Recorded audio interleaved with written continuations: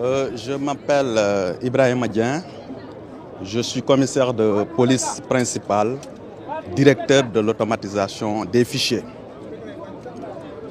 Aujourd'hui, on a vu que dans le cadre de la journée 7 prévue le 1er, la DAF a mobilisé ses équipes pour accompagner les jeunes à obtenir leur passeport, mais aussi à faciliter l'obtention des pièces d'identité.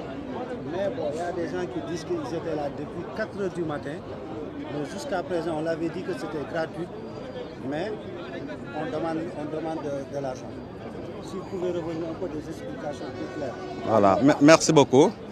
Alors, je dois dire d'abord que nous sommes là aujourd'hui à la demande du ministre de l'Intérieur et de la Sécurité publique, le général Jean-Baptiste Tine, pour procéder au lancement officiel des activités d'enrôlement de citoyens désireux d'obtenir la carte nationale d'identité et le passeport. Ces activités sont menées en prélude à la journée de mobilisation citoyenne dénommée Setal Sunu Réew, prévue le 1er février 2025 et dont le ministère de l'Intérieur et de la Sécurité publique a été désigné maître d'œuvre. Je voudrais saisir cette occasion pour lancer un appel aux populations pour une participation massive à cette journée de nettoiement. Alors, pour en revenir à votre question, disons que des informations ont circulé selon lesquelles l'enrôlement était gratuit.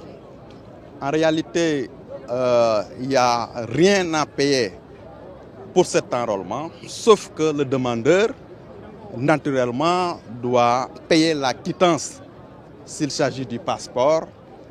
Et s'il s'agit donc d'une demande de duplicata pour la carte nationale d'identité, le demandeur doit effectivement payer le timbre de 10 000 francs. Mais hormis ces quittances et ces timbres, il n'y a aucun frais à supporter par le demandeur. Par rapport à ça, est-ce que vous avez pris des dispositifs? Parce qu'on a vu qu'il y a trop de monde. Les dispositifs ont été pris. Effectivement, donc pour assurer le service d'ordre, vous avez vu les éléments de la police qui sont déployés depuis ce matin, de très bonne heure, pour assurer le service d'ordre.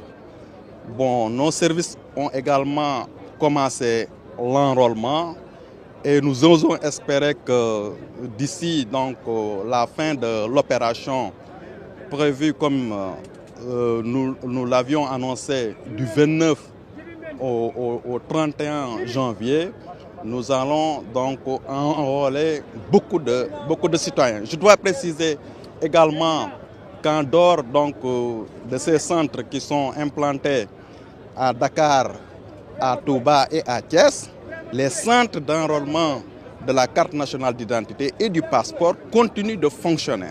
Ça aussi, je pense que c'est une précision à faire. Alors, si vous le permettez,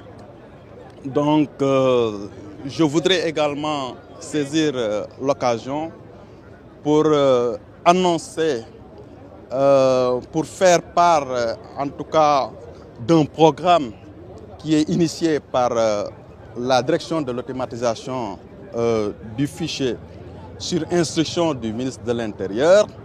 Le dit programme porte sur le renforcement du maillage du territoire en centre d'enrôlement. Donc sous peu, vous allez voir de nouveaux centres d'enrôlement de la carte nationale d'identité. Ces centres sont déjà équipés et il ne reste que les réglages au plan technique pour les rendre opérationnels. Avec ces centres, les populations auront moins de difficultés pour obtenir la carte nationale d'identité.